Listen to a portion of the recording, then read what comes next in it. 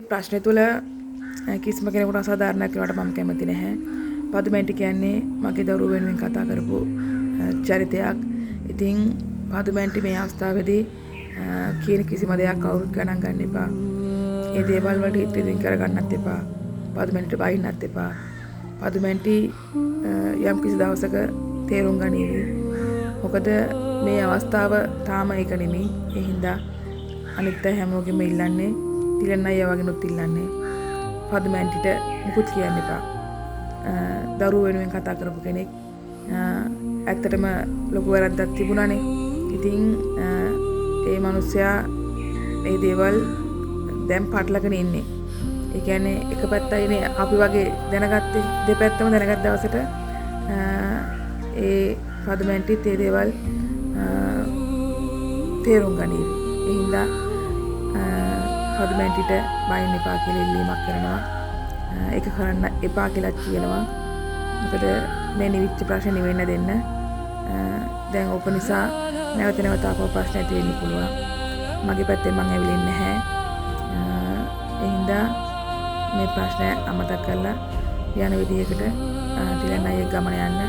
ඕවට රැඳෙන්න ගියොත් එහෙම ජීවිතේ වෙන වැඩක් නැති වෙනවා. පදුමැටිට බොහොම ඉක්මනින් මේ දේවල් තේරෙවි. තේරුම් නොගත්තත් එයාට ඒක ඒ දේවල් එයාගේ පාඩුව එයා කරගෙන යන්න දෙන්න.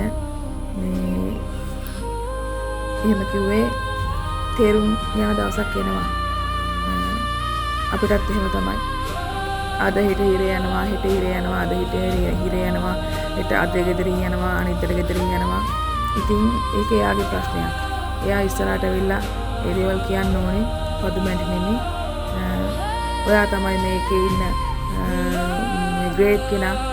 ඔයා අහුවෙන්නේ ආවට ඒ වගේ අපිව ඉස්මතු කරනවා. අපිව උලුප්පලා තියෙනවා. ඔයා නියමයි ග්‍රේඩ්. ඔයා තරම් වැඩක් නෑ මේකේ. ඔයා තමයි ඉස්සරහට ආපු කෙනා. ඒ විදිහට කියන ඉතින් පදුමැටිටත් ඒ වගේ දේවල් කියලා ඇති.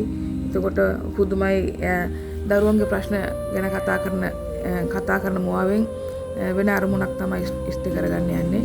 දරුවෝ ගැන කතා කළා. ඒක මං අම්මා කෙනෙක් විදිහට පුදුම රෙස්පෙක්ට් එකක් දෙනවා.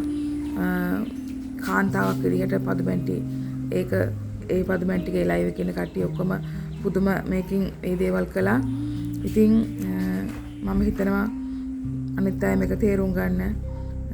මෙතනදි වෙන්නේ අපේ ප්‍රශ්නෙට වඩා ඒගොල්ලොන්ගේ යටි අරමුණ ඉෂ්ට කර ගැනීමක්.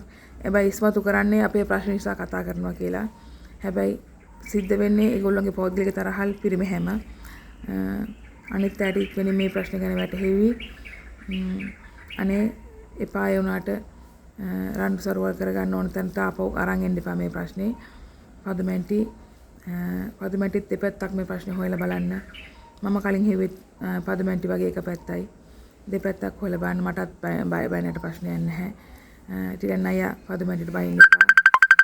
පදුමැටි මං වෙනුවෙන් කතා කරපු කෙනෙක්. පදුමැටිට ඉක්මනට තේරෙන්නේ කියලා අපි ප්‍රාර්ථනා කරමු. නවත්තලා මේ ප්‍රශ්නේ යන විදිහට අපි යමු.